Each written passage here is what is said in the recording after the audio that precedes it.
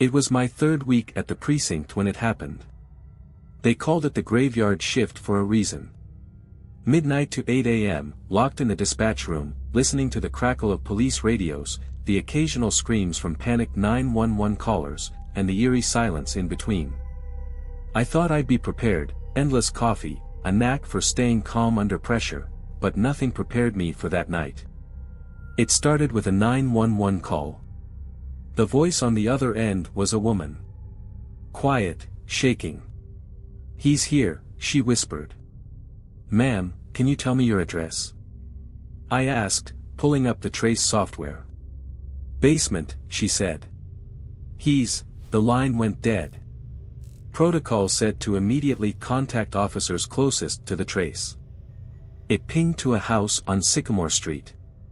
A small, run-down house no one would glance at twice. I radioed officers Daniels and Carter, who were patrolling nearby, and sent them the coordinates. "This is dispatch. Possible break-in. Caller reported suspect inside the house. Proceed with caution."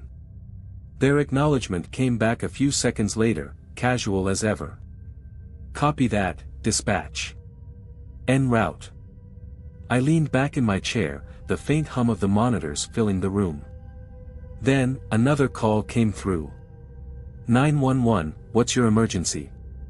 I asked. "Get them out of there." The voice was male, low, and raspy, like the sound of gravel being dragged across concrete. "Sir, are you in danger? Get them out of there, now." I froze, staring at the waveform on the screen. The trace didn't register this call. That wasn't supposed to be possible. "Who is this?" I demanded, heart hammering. The line clicked dead. I patched back to Daniels and Carter. "Dispatch to Unit 7, be advised, I just received a..." Before I could finish, Carter's voice came over the radio. "Dispatch, we're at the house. Back doors open. No sign of forced entry. Going in to check." "Wait," I said quickly. "Something feels off. Be careful." No reply. I switched the feed to the bodycams. It was standard procedure to monitor live footage during high-risk calls. The screen showed the officers stepping into the house, flashlights sweeping over peeling wallpaper and a sagging ceiling. "Dispatch," Daniels whispered. "There's blood." My stomach dropped. "Where?" "Living room. Looks recent." The camera showed a dark smear across the faded carpet. Carter moved ahead cautiously, his flashlight cutting through the shadows. Then, a sound. Faint. Metallic. Like something sharp dragging along the floor. "Dispatch," Carter whispered. "We've got movement in the basement. Requesting backup." I scrambled to alert the nearest units, but before I could confirm, Daniel's body cam flickered, then cut out. "Unit 7, what's going on?" I demanded. Static. Carter's feed was still up, though. He was standing at the top of a narrow staircase, flashlight aimed down into complete darkness. "Daniels?" Carter whispered, descending one creaking step at a time. The camera panned down. Shadows shifted. Something was moving below, slow and deliberate. "Carter, get out of there," I said into the radio. He didn't respond. The basement came into view. It was a cluttered mess of old furniture and tools, but in the center was something that didn't belong, a chair, with ropes dangling from its arms. Blood pooled beneath it. "Dispatch," Carter said, his voice trembling, "I think we've got," and then he stopped. The camera jolted violently, as if he'd turned sharply. The flashlight beam caught something in the corner. A man. But he wasn't standing. He was crouched, his limbs bent unnaturally, head cocked to one side. His eyes reflected the light, unblinking. In one hand, he held a long blade, its edge glinting wetly. "Sir!" Carter barked, his voice breaking. "Drop the weapon." The man didn't move. I was screaming into the radio now. "Carter, get out. Get out now." And then, the man smiled. It was the kind of smile that didn't reach his eyes, the kind that made your stomach churn. In one horrifying motion, he scuttled forward on all fours, impossibly fast, the blade scraping against the floor. The camera went black. "Carter? Daniels? Respond." Nothing. I called every available unit to Sycamore Street, praying someone would get there in time. When they did, the house was empty. No blood. No bodies. Just a chair in the basement, its ropes frayed, and deep gouges in the floor where something had been dragged away. The officers were never found. And the calls? The original 911 trace. They vanished from the system, as if they'd never existed. I quit the next day.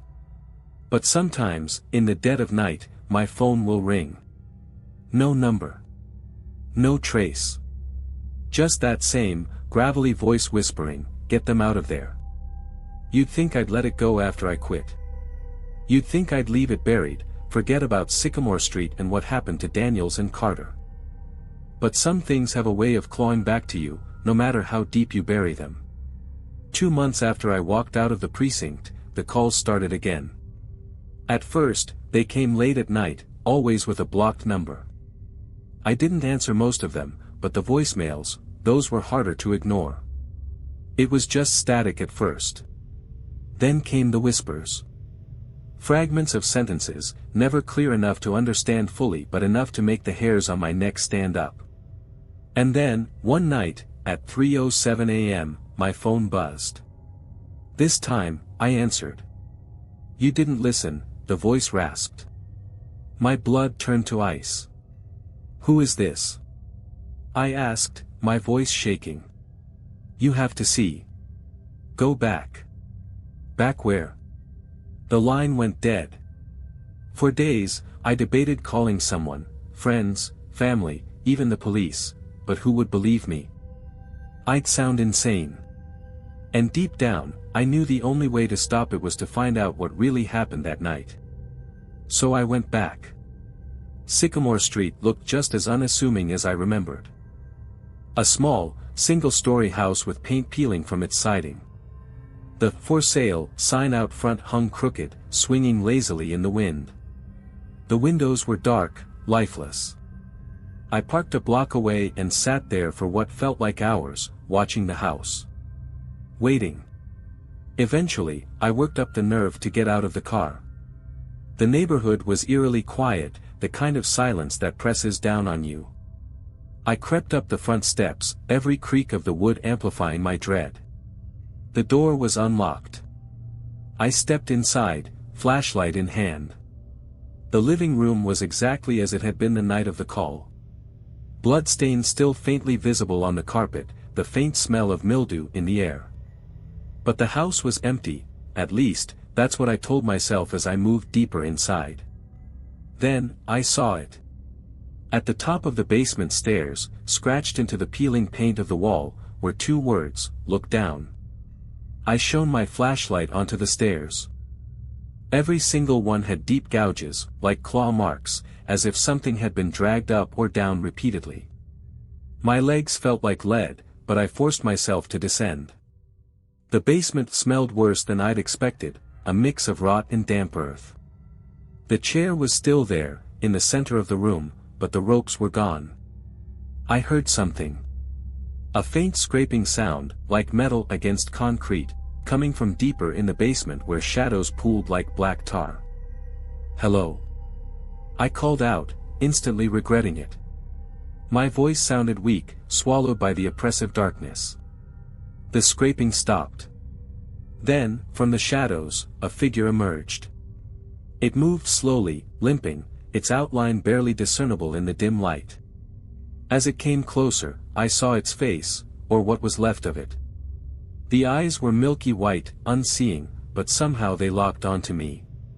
Its jaw hung slack, and its skin was stretched tight over its skull, as if it had been dried out. "Daniels?" I whispered, my heart pounding. The thing, it tilted its head at the sound of the name. Then it lunged. I screamed, stumbling backward, tripping over the uneven floor. The flashlight went flying, spinning wildly, casting disorienting beams of light across the walls. I crawled backward, my hands scraping against the rough concrete. The thing moved closer, its jagged fingernails scraping the ground as it dragged itself toward me. Then, I saw something else. Behind it, in the deeper shadows, another figure. And another. Carter. And someone else. They all had the same vacant, milky eyes, the same slack jaws, like puppets with their strings cut. And then, from somewhere above me, a voice echoed through the basement. "You didn't listen," it rasped. I looked up. Standing at the top of the stairs was a man. The same man from Carter's bodycam footage. The one who had smiled before everything went black. "You brought them back, didn't you?" he said, his voice dripping with mockery. "And now you're here to join them." I scrambled to my feet and ran. Past the thing that had once been Daniel's, past the clawed chair, past the stairs that felt impossibly long. I burst through the front door and didn't stop running until I was in my car, peeling down the street, tires screeching. But as I looked in the rearview mirror, I saw them. 3 figures, standing in the doorway of the house, watching me. And behind them, barely visible in the shadows, was a 4th figure. Smiling. I didn't go home that night. Instead, I drove aimlessly for hours, the image of those figures burned into my mind. Daniels, Carter, and that thing behind them. I wanted to convince myself it wasn't real. That I was just sleep-deprived, imagining things. But deep down, I knew. This wasn't over. At 5 a.m., I pulled into a diner off the highway. The neon sign flickered erratically, buzzing in the still morning air. I sat in a corner booth, nursing a cup of coffee that tasted like motor oil, staring blankly at the rain streaking the windows. Then my phone buzzed. I flinched, nearly spilling the coffee. The screen lit up with an unknown number. I stared at it, dread settling in my stomach. Part of me wanted to toss the phone out the window and drive until the gas ran out. But another part, a darker, more desperate part, knew I couldn't run forever. I answered. "You saw them," the voice rasped. I gritted my teeth. "Who are you?" "Doesn't matter," the voice said. "You have to finish it." "Finish what?" "You brought them back. You opened the door." My blood turned cold. "What door?" The voice laughed, a low, guttural sound that made my skin crawl. "They're not just dead, you idiot. They're empty. And they're waiting for you." Before I could respond, the line went dead. I spent the next few hours in my car, going through every police contact I could think of, hoping someone would talk to me about Sycamore Street. Most of my old colleagues avoided my calls. Some straight up hung up. But one name stuck in my mind, Detective Hawthorne. Hawthorne was a legend at the precinct, an old-timer with more ghost stories than actual convictions. He'd retired a few years back, but if anyone would know what was happening, it was him. I found him at a rundown bar on the edge of town. The place reeked of stale beer and cigarettes, and Hawthorne was hunched over a whiskey glass, looking like he hadn't slept in years. "Didn't think I'd see you again," he said when I sat down. "I need answers," I said, cutting straight to the point. Hawthorne chuckled bitterly. "Don't we all?"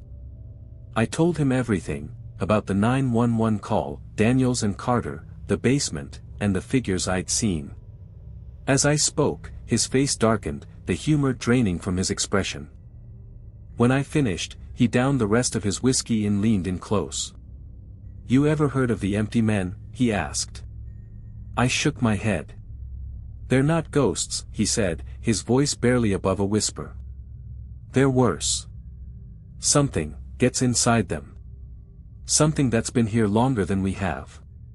It wears people like a suit, hollowing them out until there's nothing left. And once it takes someone, it doesn't let go. I felt a chill crawl up my spine. What does this have to do with Sycamore Street? Hawthorne sighed. That house has history. Back in the 1950s, a man named Charles Whitaker lived there. Quiet guy, kept to himself. Then one day, he snapped. Killed his entire family in that basement. Cops said he claimed the house, told him to do it. What happened to him? I asked. They found him hanging from a rafter in the basement, same day. But here's the thing, Hawthorne leaned closer. They never found the bodies of his family. Just blood. Lots of it. I swallowed hard. And now you've gone and stirred it up again, he said. Whatever's in that house, it's awake. And it wants more. I didn't want to go back. Every fiber of my being screamed at me to stay away from that cursed house. But Hawthorne's words stuck with me, you opened the door. If I didn't stop this, it wouldn't end. So I went back. This time, I didn't park down the street. I pulled up right in front of the house, the engine rumbling like a death knell. The front door was ajar, swinging gently in the breeze. I stepped inside, flashlight and a crowbar in hand, my heart pounding like a war drum. The house felt different. Colder. The shadows seemed deeper, more alive, shifting in my peripheral vision. The basement door was open, the stairs leading down into a pit of darkness. I hesitated at the top, gripping the crowbar tightly. Then I descended. The chair was gone. So were the bloodstains. But the claw marks were still there, deeper now, as if something had been struggling to climb out. And then I heard it. A faint whisper, coming from the far corner of the room. Help us. I turned, my flashlight trembling in my hand. The beam landed on a figure crouched in the corner. It was Carter. Or at least, what used to be Carter. His eyes were sunken, his skin pale and stretched tight. He reached out a hand toward me, his lips forming words I couldn't hear. Behind him, more figures emerged from the shadows. Daniels. And others I didn't recognize, their faces contorted in silent agony. Help us, they whispered in unison. Before I could react, the basement door slammed shut, and the room plunged into complete darkness. The whispers turned into screams. The screams swallowed me whole. In the pitch-black basement, they echoed from every corner, piercing, overlapping, desperate. My flashlight flickered, struggling against the oppressive darkness. Carter, Daniels, and the others, whatever they had become, they were closing in. Their milky eyes glowed faintly, like predators in the dark. I gripped the crowbar so tightly my knuckles ached. Stay back. I shouted, my voice cracking. But they didn't stop. Their movements were jerky, wrong, as if something else was pulling their strings. Carter's head twitched to the side with a sickening crack, and he took a step closer. His outstretched hand trembled, reaching for me. Help us, he whispered again, but his voice wasn't his. It was layered, warped, as though something much older and much darker was speaking through him. I swung the crowbar wildly, the sound of metal cutting through the air. It didn't stop them. Then the whispering started. Not from them. From the walls. The claw marks on the walls began to shift, the grooves twisting and contorting into patterns that made my stomach churn. The air grew thick, heavy with the stench of decay. And then I saw it. The shadows in the far corner of the basement began to move, coalescing into something solid. At first, it was a shape, a towering figure, impossibly thin, with limbs that seemed to stretch and bend unnaturally. Its face was a void, a swirling absence of light that seemed to suck the air from the room. It stepped forward, its movements unnervingly smooth, like liquid flowing uphill. The scream stopped. The room was silent now, except for the pounding of my heart and the faint, guttural sound coming from the thing in the shadows. It was humming. A low, droning hum that vibrated in my chest, threatening to shatter me from the inside out. The figures around me, Carter, Daniels, the others, stopped moving. They turned toward the thing, their heads tilted back as if in reverence. And then, in perfect unison, they dropped to their knees. I wanted to run. Every instinct screamed at me to turn and bolt up the stairs. But my legs wouldn't move. My body was frozen, pinned in place by the sheer weight of the thing's presence. The figure tilted its head, as if noticing me for the first time. "You came back," it rasped, its voice a deep rumble that seemed to emanate from the walls themselves. I tried to speak, but no sound came out. "You opened the door," it said. "And now you will close it." The words didn't make sense, but the weight of them pressed down on me like a physical force. What do you want?"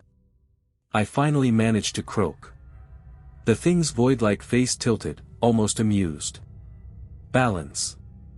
Before I could process its words, the thing raised one impossibly long arm and pointed toward the far wall.